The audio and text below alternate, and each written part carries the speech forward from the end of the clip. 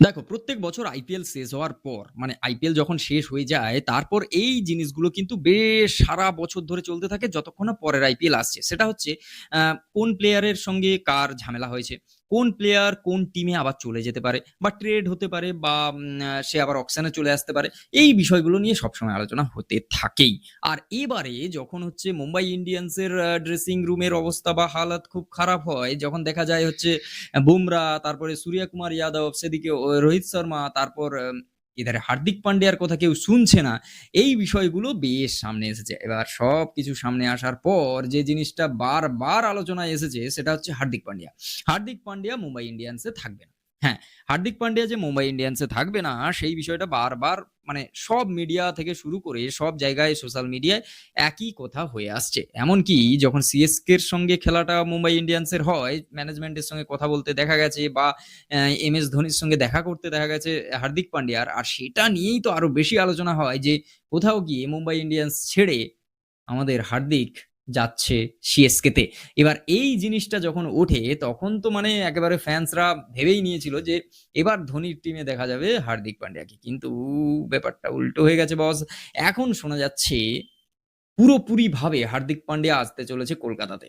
হ্যাঁ, আমাদের কিং খানের টিমে আসছে আমাদের অলরাউন্ডার, একেবারে মানে কি বলা যায়, ফাটিয়ে দেওয়ার মতো একজন খেলোয়াড়, একরোখা খেলোয়াড়, আমাদের হিরো হার্দিক পান্ডিয়া।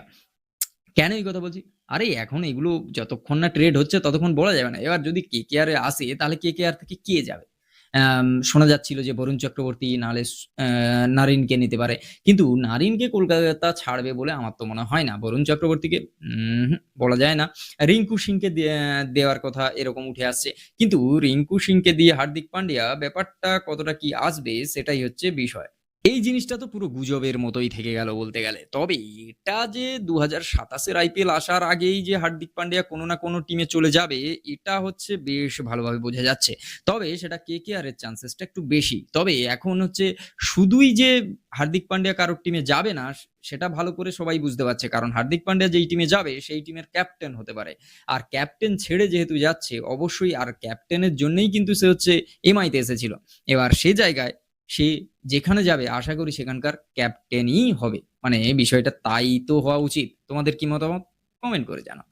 আরো একটা জিনিস বেশ ভালোভাবে বোঝা যাচ্ছে, যশস্বী জয়সওয়াল সে হচ্ছে রাজস্থান ছেড়ে এসে যেতে পারে মুম্বাই ইন্ডিয়ান্সে।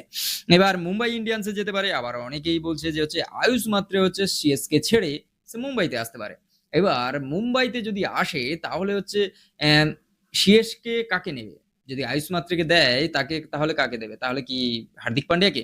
এবার এই বিষয়টা নিয়ে তো জল্পনা কল্পনা আছে, কিন্তু হার্দিক পান্ডিয়া গেলে সেখানে কিন্তু ক্যাপ্টেন্সি পাবে না। তার কারণ সেখানে হচ্ছে অনির্দিষ্টকালের জন্য ক্যাপ্টেন কিন্তু আমাদের ঋতুরাজ গায়কোয়াড়। এবার ঋতুরাজ গায়কোয়াড়ের পরে যদি কেউ ক্যাপ্টেন পায় সেটা কিন্তু সঞ্জু স্যামসং হতে পারে।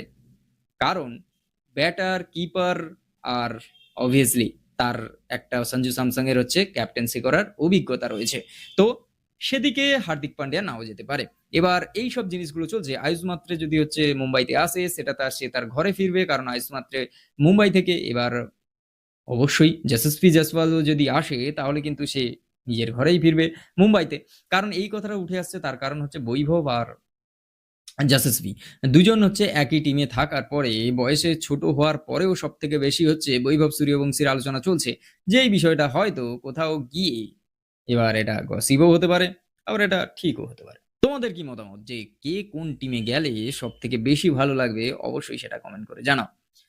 চলো আজকের ভিডিও এই পর্যন্ত। যদি ভালো লাগে like, comment, share, subscribe my YouTube channel. দেখা হচ্ছে খুব তাড়াতাড়ি নতুন একটা ভিডিও। টাটা।